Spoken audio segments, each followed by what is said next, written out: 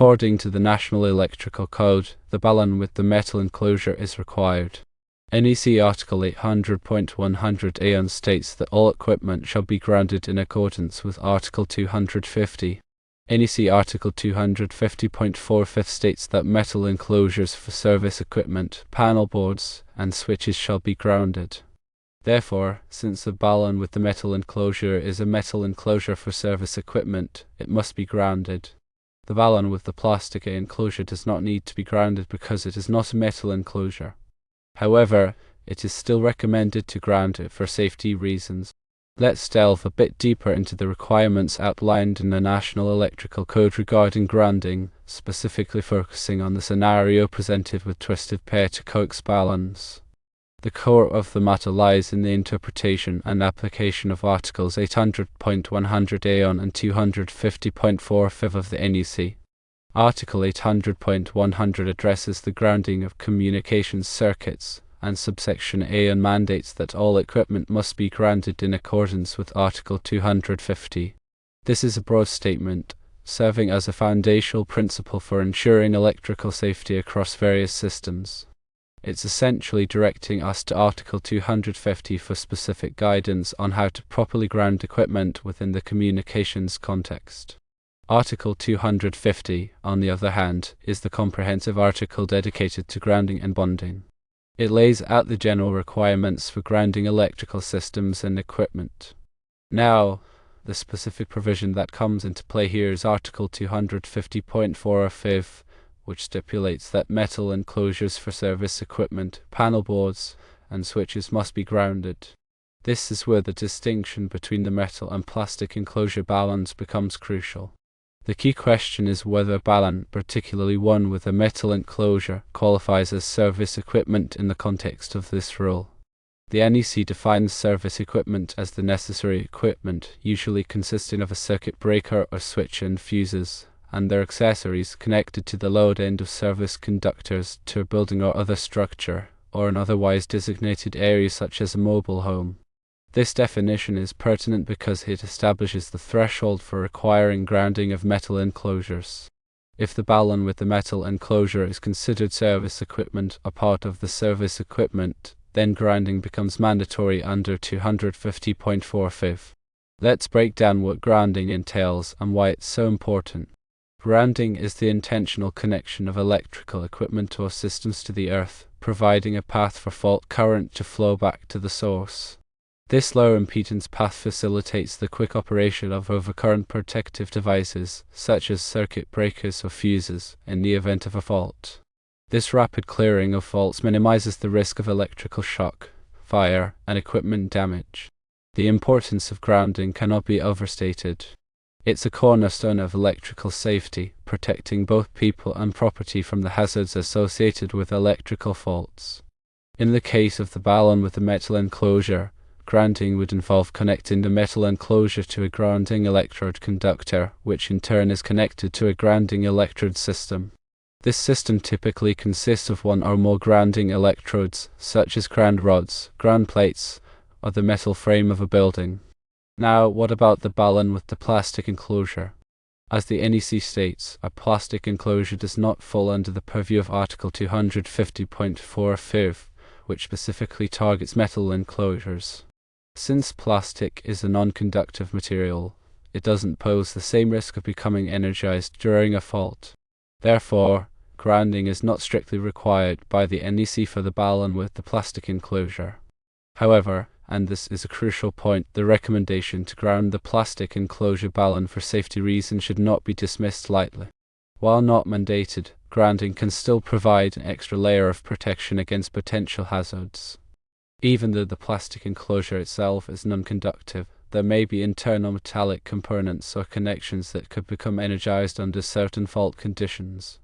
Grounding these components would provide a path for fault current to flow, triggering the overcurrent protective devices and mitigating the risk of electrical shock. Moreover, grounding can help to reduce electromagnetic interference, or EMI, which can disrupt the performance of sensitive electronic equipment. By providing a common reference point, grounding can minimize the effects of noise and interference on the signal carried by the balun. In summary, The NEC mandates grounding for the balun with the metal enclosure due to the requirements of Article 250.45. This is because the metal enclosure is considered service equipment and must be grounded to ensure electrical safety. The balun with the plastic enclosure, on the other hand, is not subject to the same grounding requirements, but it is still recommended to ground it for safety reasons and to mitigate the risk of electrical shock and electromagnetic interference. It's always best to err on the side of caution when it comes to electrical safety. When in doubt, consult with a qualified electrician or electrical engineer to ensure that all grounding requirements are met and that the installation is safe and compliant with the NEC. Consider additional factors when choosing between the two baluns. Firstly, examine the environment where the balun will be installed. Is it a damp or corrosive environment? A metal enclosure, if properly grounded and protected, might offer better durability in such conditions compared to a plastic enclosure. Secondly, assess the potential for physical damage. Will the balun be exposed to impacts or other forms of physical stress?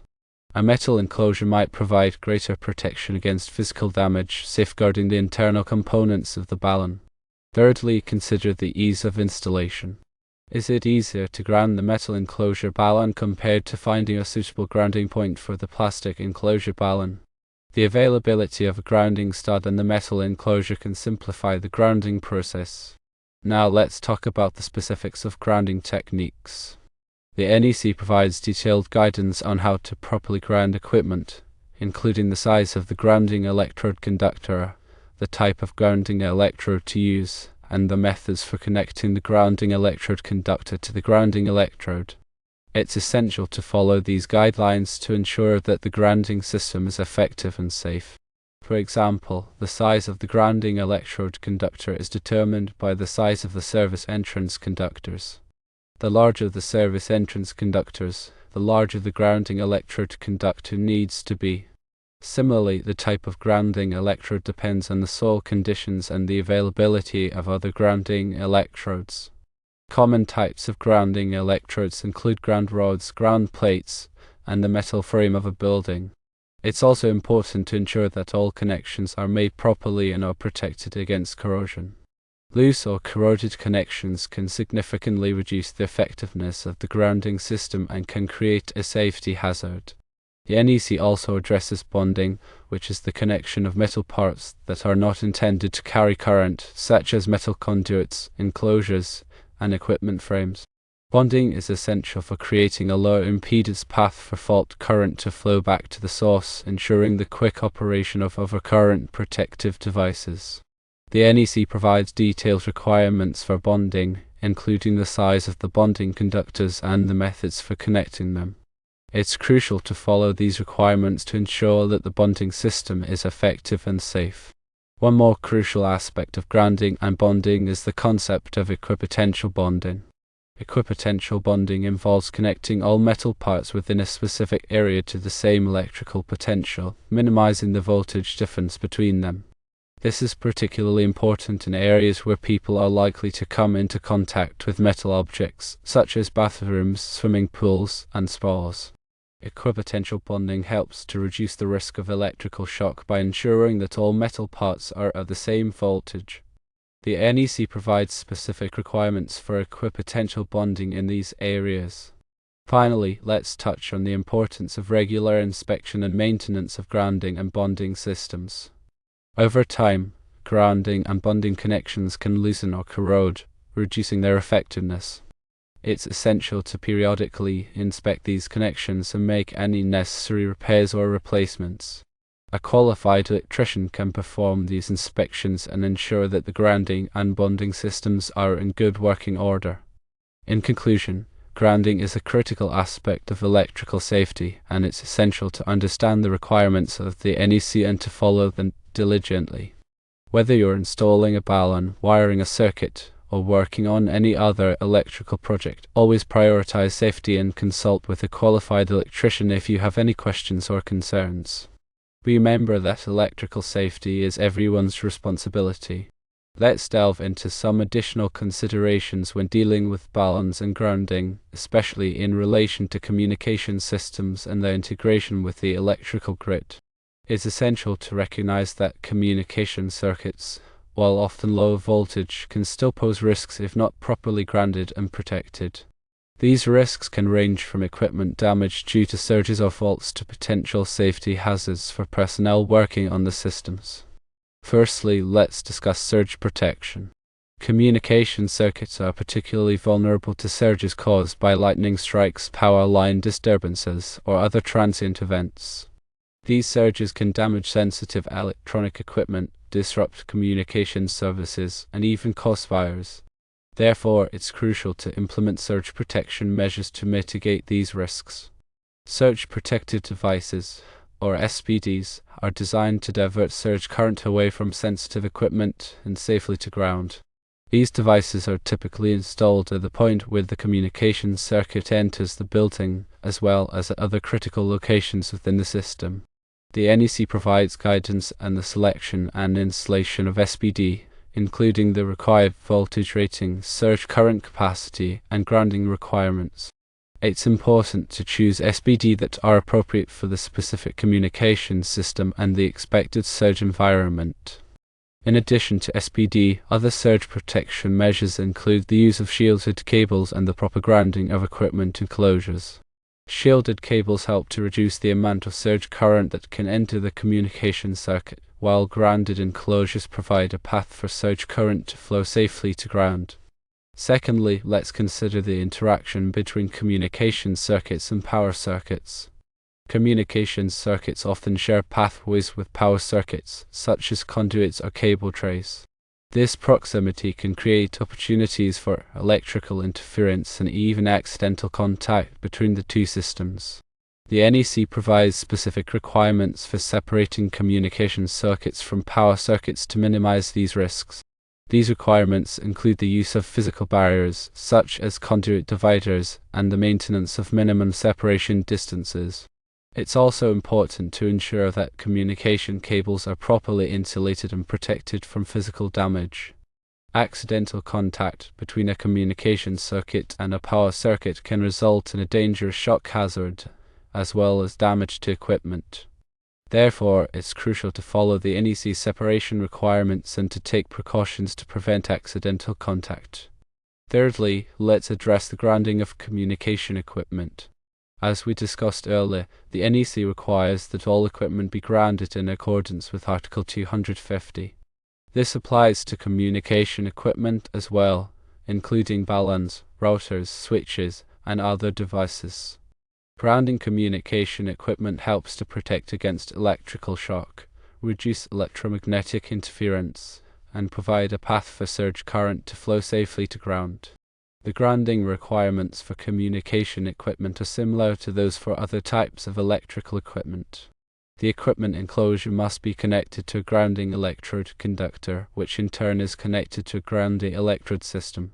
The size of the grounding electrode conductor is determined by the size of the service entrance conductors, and the type of grounding electrode depends on the soil conditions and the availability of other grounding electrodes. It's also important to ensure that all connections are made properly and are protected against corrosion. In addition to grounding the equipment enclosure, it's also important to ground the communication cables themselves. This can be accomplished by using shielded cables and connecting the shield to ground at both ends of the cable. Grounding the cable shield helps to reduce electromagnetic interference and provide a path for surge current to flow safely to ground. Finally, let's emphasize the importance of proper training and qualification for personnel working on communication systems. Electrical work can be dangerous, and it's essential that personnel have the knowledge, skills, and experience necessary to perform the work safely. The NEC requires that all electrical work be performed by qualified persons, and it's important to comply with this requirement. Qualified persons should have completed an apprenticeship program or other formal training program, and they should be familiar with the NEC and other applicable codes and standards. They should also be proficient in the use of electrical testing equipment and should be able to identify and correct electrical hazards. In addition to formal training, it's also important to provide ongoing training and education to personnel working on communication systems. This training should cover topics such as grounding and bonding, surge protection, electrical safety, and the latest NEC requirements. By providing proper training and qualification, employers can help to ensure that their employees are able to perform their work safely and effectively. In conclusion, communication systems are an integral part of modern society, and it's essential to ensure that they are properly grounded and protected. By following the NEC requirements, implementing surge protection measures, and providing proper training to personnel, we can minimize the risks associated with communication circuits and ensure the safety of both people and equipment. Always remember to prioritize safety when working with electrical systems and consult with a qualified electrician if you have any questions or concerns. The NEC is a complex document, and it's important to understand its requirements in order to ensure a safe and compliant installation.